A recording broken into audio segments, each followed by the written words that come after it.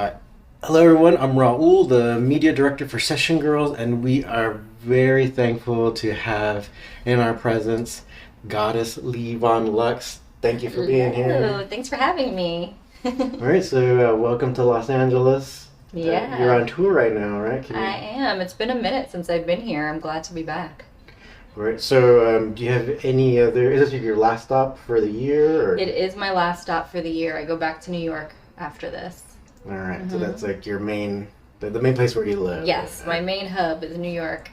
Well, thanks for coming all the way across. Are you enjoying the weather here? I am. It's about 20 degrees in New York right now, so this is Yeah. pleasant. I don't even know if I packed properly. I wasn't prepared for such warmth. Yeah, right. Yeah. Yeah. We psychologically think it should be It cold, but should it's be just like, winter. Right. but it's gorgeous It's outside. beautiful. I think that's one thing about LA where it's like when people say, "Oh, it's kind of boring to talk about the weather," but like the Mhm. weather is really fantastic here. When you go from one extreme to the next, you're gonna talk about Yeah. it. All right, so let's kind of get into like your lore, your backstory. Like, Okay, cool, can you kind of cool. tell us a little bit about like even like your career and like what are the many things you do? Yeah, so I kind of found the fetish world when I was 19. I was a go-go dancer in New York City, and there was a fetish ball, and I was just instantly curious about everything fetish. So from a young age, I sort of fell into the community lifestyle of it all, and I got into fetish the way a lot of people do, I think, through feet. Mm-hmm. Feet, photos, foot parties, things like that. The fetish scene in New York City was interesting, to say the least, at that time. And and then I ended up, I was modeling. I was a nude model, and I would get invited to like different events and things, and meet other like-minded fetish people. And through modeling, I actually found more fetish production work. So I started working in filming a few years ago, actually years ago, and then I left to do more photo shoot modeling, and then got back into fetish filming just a few years ago. And I found that it had become way more mainstream Yeah. and safer, Mhm. And then people were like, why aren't you doing sessions? You should check out this site, Session Girls. And I'm like, I don't know. I was worried about, I think what a lot of girls worry about, I was worried about safety. And I checked out the site and I was like, this seems really cool. And at the time, I had just moved, I lived in Atlanta for a couple of years. I moved back to New York. I joined Session Girls, I think just 2 years ago. And I've had like the most fun sessioning out of all of my crazy jobs. Like, this is my favorite. Wow, really great to hear. It's Yeah. even so like the big boss lady Jennifer Thomas, hmm almost she can almost like guarantee that like women will have a positive experience on the website. Yeah. Yeah, so it's good to hear. Yeah, you just have to like navigate it right. You have to, in my opinion, I think it's great to do what you love. And so just don't do the things that you don't really want to do. Mm. Do the things that you can kind of be into. Like, I love fantasy wrestling, like holds, scissor holds, face sitting, things like that. So when I book those sessions, I'm not working. Like, I'm at play, Mm. and I'm getting paid to be at play. Like, there's nothing better than that to me. I could do that every day. Yeah, no, awesome. Yeah. So can you kind of tell us like what are the most favorite types of sessions that you like? Definitely any types of scissor holds and face sitting. I do like, I'm a brat, like just by nature. So I love being a brat in sessions. Playful, silly. My general demeanor is always with a sensual undertone. I'm not rough necessarily. I'm less of a classically trained type of dominant wrestler and more of like a go with the flow. I like to feel out what the client wants and like what their kind of fantasy session is, and then get into that, their like psyche of it all. Feel like what kind of makes them tick and get into that.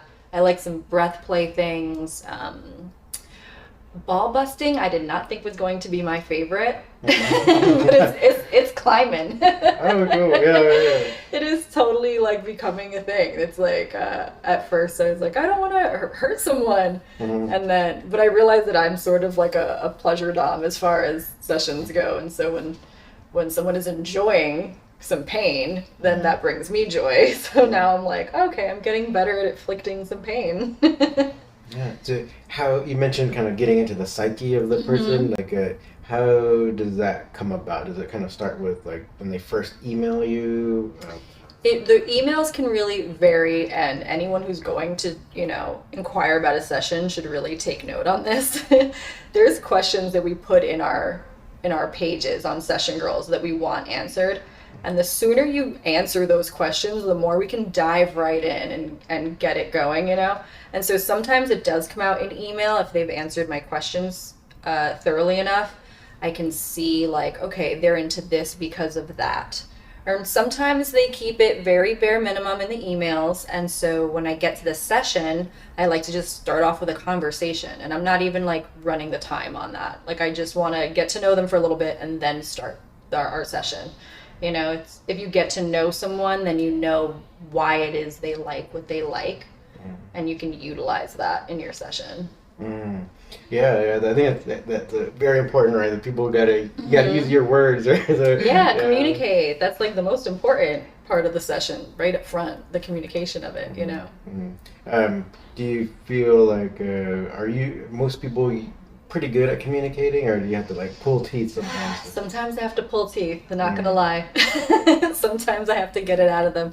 I've had emails that are like, I would like a session, and that's like the entire email. Okay. And I'm like, bro, come on. Work with me here. Like they found me on Session Girls. They have, I put a lot of information on there that they could use to answer some questions. And so I prefer the people who get the response from me, faster and get booked and are the ones that really take the time to effectively communicate. Like, hello, my name is, whatever they want to be called.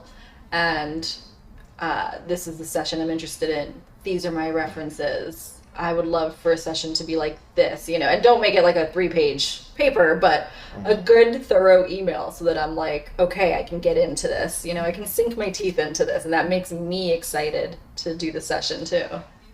Yeah, no, that totally makes sense. Where it's like, so if you're thinking about emailing Lee, go ahead and like think about why you're interested in what you want, and so that you can give like full answers. Right? Yes, so, please. Is there so then when you get like a pretty detailed email, like that, from there you just like start thinking of ideas of what to do? Yeah, I'm like into it, and when they're like, these are the people I've sessioned with, and I had an email that said, these are the people I've sessioned with, and this is what I enjoyed with each one. I was like, oh, you're giving me the whole cheat sheet. I love that. Now I know exactly what I would do in this session because I already know what you liked in your other sessions. Yeah. That's so helpful. Yeah, so you can like just put all the best things at once. Yeah, I'm like, you're giving me this like this code to like give you the best session ever. It's perfect. Oh, awesome. Yeah, okay, that's really cool because so I think so people can kind of know that it's like you're actually talking to another human, and they also have a really brilliant intellect, so they can put things together to make the experience right. I don't want to treat someone like client 589. Like I want you to be Dave. This is what Dave likes, and this is what I'm going to do for Dave. Yeah, totally. It's not like it's not like a mini corporation. Right. Like you make the hamburger this way. Yeah, like it's really customizable. I like to set a vibe for the session, even the details. Like, obviously I'm on the go a lot, and this could be in a studio. It could be in a studio I've never been to, or a hotel room, and you're kind of limited with what you have control over. But I try to consider the lighting, music, or not music, whatever they prefer. But I try to pay attention to like these details to make it a real vibe, a real immersive experience the way I think it should be. Wow, it's really cool. Yeah, you put a lot of thought into it, so I'm sure people are very pleased with their sessions. I've got some good reviews. I don't know if you've seen them. Everyone, I've got some everyone can great see. reviews on Yeah. Session Girls. I'm really proud of them. No, but even so, hopefully people can also look at all of like the photos. You're very artistic. Can you kind of Thank tell you. us? Can you kind of tell us about like Yeah. your like the modeling or the other things you Yeah, I got into modeling oddly when I was just a baby. My parents are in the industry. Like my mom was a model, my dad was a photographer, my mom was a nude model. So it wasn't odd for me to take that route in life, you know? So I've had just photography and artistry just in the blood, you know, my whole life. So I like doing really creative photo shoots, and I have a dance background, like ballet and contemporary, and I use my body to tell stories, you know. And I have a theater background, which is why I love performing in fetish clips and utilizing like my improv knowledge to like get a clip done and not have to cut so much. Yeah, no, that's Just awesome. roll with it. Role play, even some of the sessions are role play, and I'm like, okay, let me get into this character. Yeah, it could be totally like an improv scene. Then, Yeah. right? You just have like the premise, and then you can just go for it. And that's another one of those things where if that email gives me like a decent script to work with, I'm like, okay. I try to also when I travel, I don't book like I'm very picky about the sessions I do take, and I don't book like back to back sessions. I just book like a few in a day. I like to have the time in between to like mentally prepare for the next session. So let's say I'm doing like a role play for this person and a role play for that, but like those are two separate things. I have to know what are this person's kinks, what am I performing here, what character am I, what wardrobe am I, you know, all the things, and I get into each one and I treat it as like a fun challenge. Yeah, no, that's fantastic. And then you like kind of going back to what you're saying, like where even your mom was a model and stuff. So then even growing up, then I'm sure there was less stigma around certain things, like even being Yeah. nude and Yeah, like my parents, they know about the nude modeling. I've tried to explain some fetish to my mom. My mom is born in the Dominican Republic. She does speak English, but you know it's not her first language. And I try to explain, you know, our sexual culture is just very different than other cultures, and trying to explain certain things. My mom understands foot fetish. And she understands that some men like to be beat up, but she doesn't understand the nuances of it all. So I've only tapped into that slightly. She doesn't know all the things that I do, but she's very supportive. My family is like, as long as you're safe, do whatever you want, you know? And that's kind of how I feel. As long as people are safe, zero judgment, you know? yeah, no, that's fantastic. I think that's like if only like more, I guess, families can be like can strip away some of these strange dogmas or Oh, I know. There's so many people in the industry that, you know, are kind of like estranged from their family because of what they do for a living. And I can't imagine like that's hard, you know. You have to have chosen family, I think, in every industry, but especially this one. It's good to have chosen family. Yeah, because also people they'll like yeah, like you said, the chosen family where it's like they totally understand what it is you're doing and they don't have a problem with it and they're supportive. And, Yeah, exactly. I love that I have a community of friends where I can just talk about my work day, you know, and it's normal. It's not treated like, what the fuck did you do? You know, I do have those like normie friends that are supportive of what I do, that want to hear the story. You know, they're like, what did you do on your travels this week? You know, and I'm like, oh, you know, I walked a fake dog and I peed on someone, or like I wrestled this guy into submission, and I, you know, and they're like, what? Like it blows their mind, you know. Yeah. They live vicariously through my chaos, and I love that. But it's also good just to have those friends that are just like, yeah, that's a Tuesday, you know, Yeah. just normal. yeah. No, it's so cool because so you could totally even have that experience in New York, and also kind of LA is also pretty crazy in that even with the entertainment industry, you'll have all kinds of crazy things happen on the street. But Right. I think outside of like say New York and LA, then people will just be these just aren't anywhere near their reality. Yeah, they're like, what do you do all day? I'm like, well, some days I just do admin. I'm just on my computer. Some days are normal. Mhm.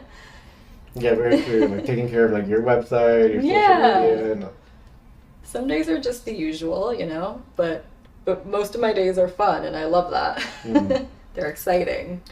yeah, and that's the way you want to be, right? The way you want. Yeah, I can't imagine a normal. I mean, I've done, as a bartender for years, and I did a lot of, I guess, normal jobs. And it's funny, I tell my friends that in my normal jobs, I was harassed far more than I've ever been as like a session girl or like a kink performer. Because this industry is more honest, I think, and forthcoming about everyone's intentions. Where in these other jobs, everyone's, pretending to be like safe or, chill, and then they have an ulterior motive. So I feel better working in this industry than I would in like a 9 to 5 office. Yeah, we can totally get harassed. Absolutely. Yeah. Absolutely. You can get like low key harassed where like in this industry you're putting it all on the table. This is the transaction. I'm interested in doing this, and you're like, yes, I'm interested in doing this as well. Yeah, and you can basically, again, in the real world, like people might be interested in doing something, but they wouldn't. Like, there's like a lot of steps, I guess, in You between. verbalize it. Yeah, they don't use their words. Yeah, I find that struggle now in dating, because I like rarely date because dating is just awful in 2025 in my opinion. But it's interesting if I attempt to date someone, I guess, normal, vanilla, and I'm so forward in my communication, and they're like, oh my god, this is so refreshing. I'm like, oh good, I'm glad that you enjoy that, but like they don't necessarily reciprocate it. I'm like, tell me the things, and they're just weird about it, and I'm like, oh, see, in my little world we talk about everything easily, openly. And so it's interesting trying to date people also in the community is tricky because it's always frowned upon to date at work, right? In any business. And so this one isn't that different, but it's easier because you work more closely with people.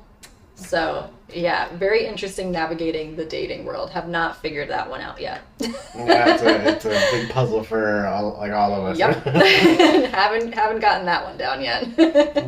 Yeah, earlier you mentioned like trying to like talk about, say, like the fetish or the wide variety or the wide spectrum of fetishes, even with your mom that she doesn't quite understand. But do you have any thoughts about just it could be even psychological aspects or just the fact there is such a wide spectrum of interests? Sure.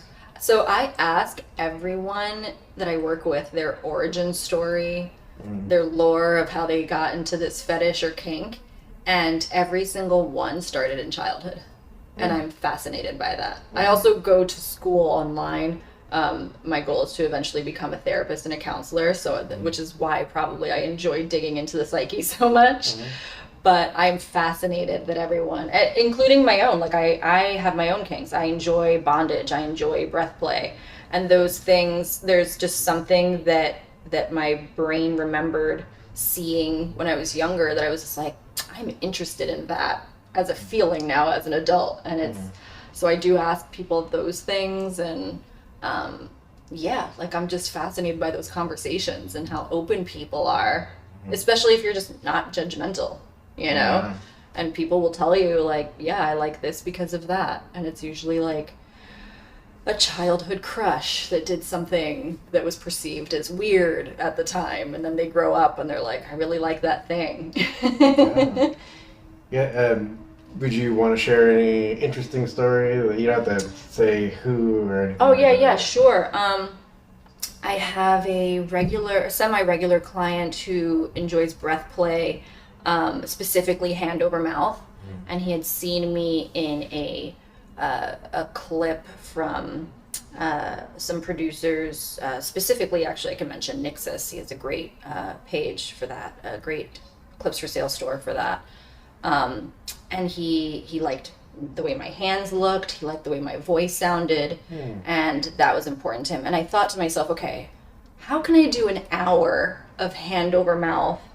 You know, like that just seems so boring. You know, like even if it's something that you enjoy, that's a long time to do one thing, you know? So I was like, I need more information on this. So I started asking him questions, and he said that when he was a kid, he was playing hide and go seek, and he was hiding with a girl, and she put her, and someone, you know, the person that was going to find them was coming around the corner, and she put her hand over his mouth and was in his ear and said like, shh, be quiet. You know, I was like, okay, I can run with that.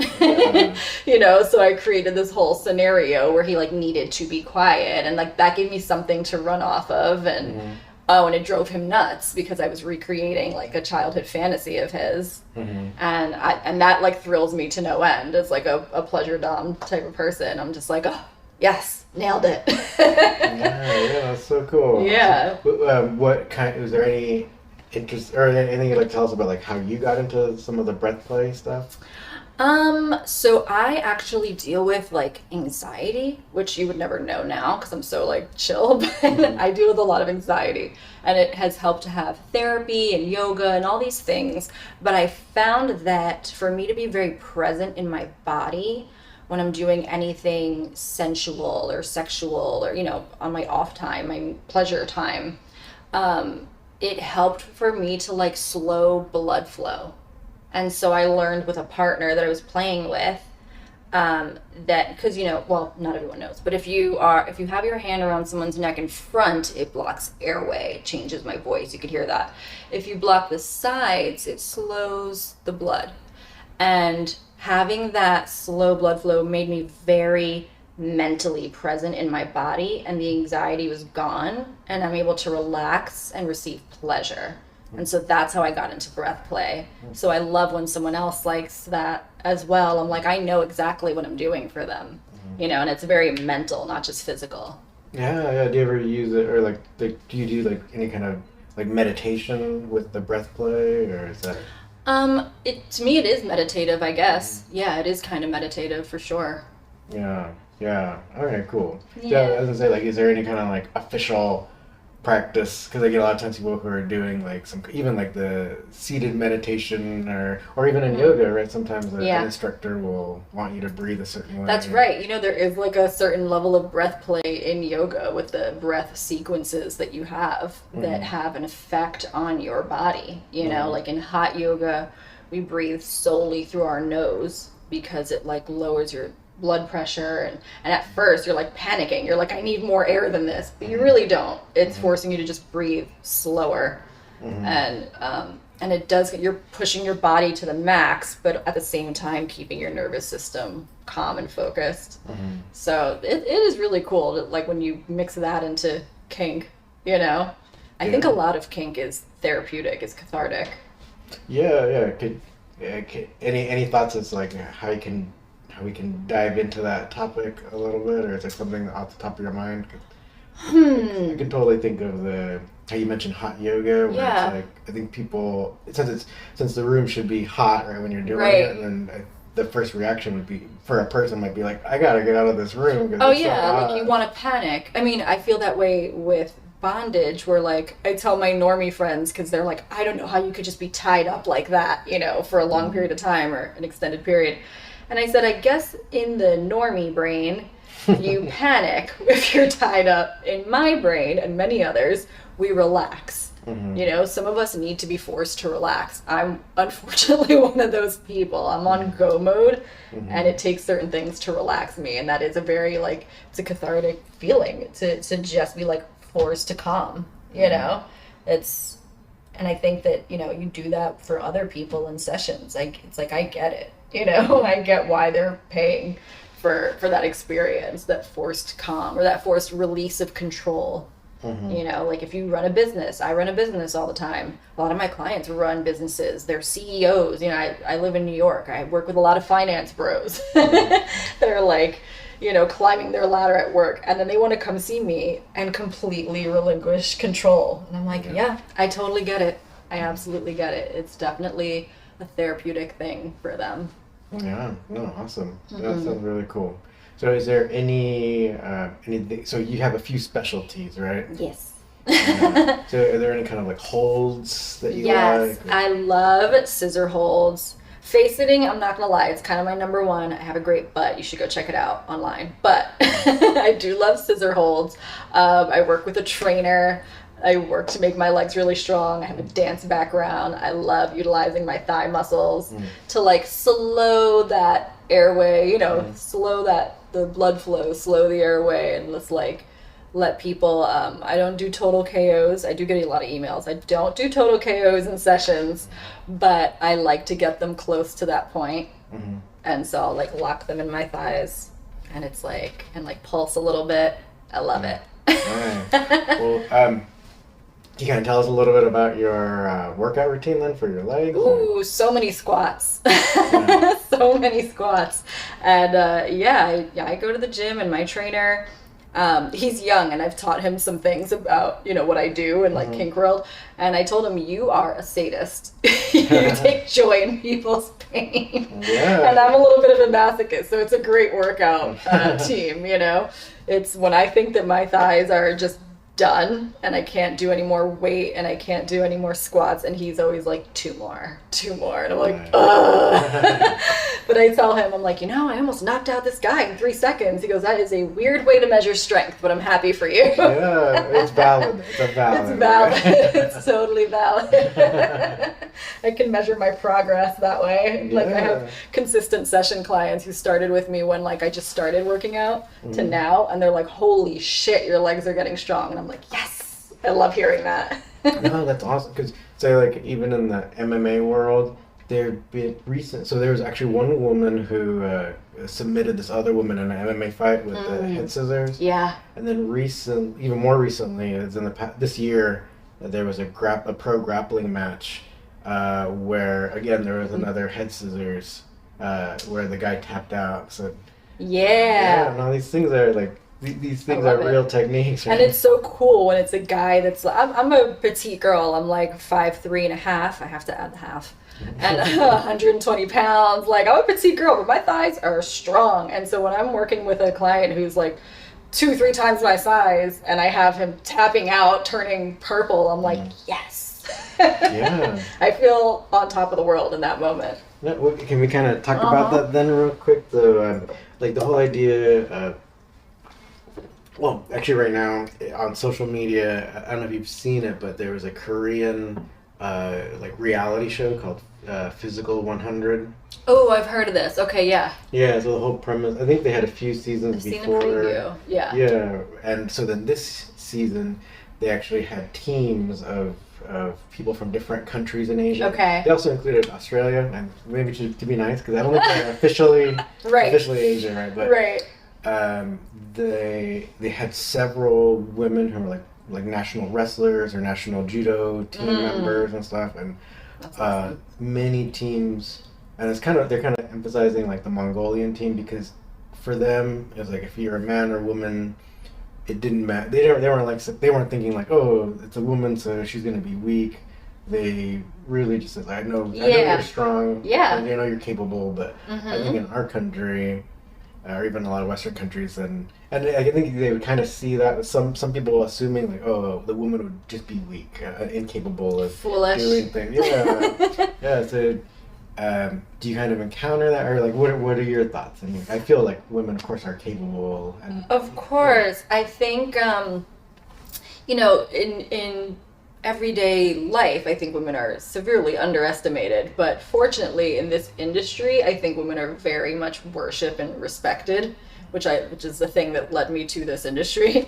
And I've had guys, instead they try to tease me like, oh, I don't think that you can, but I know that they know. I know they know that I'm not going to mess around, Yeah. And I think that for women, there's like a switch that flips when we're challenged. When we're like, I might be sweet, maybe a little bit bratty, but then you challenge me and I'm like, game on, bro. Like, I'm going to make you cry. It's like, there's that switch for sure. Awesome. Well, then, would you like to demonstrate your head scissors on me? Yes, I would. Okay. You're Cool. gonna have to sit down here. Yes. So we'll go ahead and change the camera angle. So we'll be right back. All right. Welcome back. So you're gonna show me your power. Right? I am. I'm gonna get your neck in here and squeeze you. All right. All right, let's see. Nice and comfy. Yes. As comfy as you're gonna be. Yeah, that's probably the last time I'll be comfortable. Yeah. Nice. We're only about 40%. Not even. I'll try to hang on then. Can you talk us through the percentage of the growth? Right now, I'm just loosening a little bit, Mm-hmm. pulsing a little bit, but I'm probably just utilizing like 30 to maybe 40% of my strength right now. And I'll go a little tighter. Let's turn it up to 50. Mm. Yeah, I can't move. I can't turn my head at all. That's great. And let's go to 60. Wow. And a little tighter. 75. All right. Heading towards 80. You did good. Yeah. But I'm totally feeling how you're saying. It's like you Yeah. can totally feel the compression. It's like, Yeah. Yeah, you're saying it's kind of soothing. And I think it has like so much control where it's like it was doing exactly what you were saying. Mm-hmm. So There's a mind, like when you're working out, there's like a mind-body connection, and it's like, and it's funny if I have someone between my legs that are like talking shit because they want more and more, and I'm like, I can make you shut up. Really quick, actually. Yeah. I didn't want to pass out on you, but I Right. did feel like you just have so much control that it was hitting just the right spot, and if you went further, then maybe it would have been enough to make me fall asleep. Yeah. I could hear in someone's voice. Sometimes I talk to them and get a response, so I could hear like where they're at, or yeah. No, very cool. I'll go ahead and come back up here. That was fun. So, how does someone get in touch with you? You can email levonluxsessions@gmail.com. You can follow me on Instagram, levonluxvip, and my Twitter handle is actually old from when I was a suicide girl, but it's lux_suicide. All right. Yeah, no need to make a new one, especially if you have like the fan base already built up on that. Yeah, I had the fan base there. I was like, let me just keep it. Yeah. Oh, and I have a clips for sale store now, which is Levon Lux Kinks. Okay, perfect. Yeah, they work with us. Promote that for one of the clips for sale. So everyone, if you, but on Session Girls, you're Goddess Levon. Goddess Levon Lux, yes. So if you do, you can easily do a search in the search bar. I think even if you put like Lee, I think it might be a show. But just so you know the full name on our site, Goddess Levon Lux, you'll definitely there's no way to mistake it at all. So. And I tour here and there, but definitely in the New York tri-state area. If you're coming through, message me. All right. Well, thank you very much. And then if you ever come to LA, please come back on the show. I'll totally come back. Thank you so much. Yeah, thank you.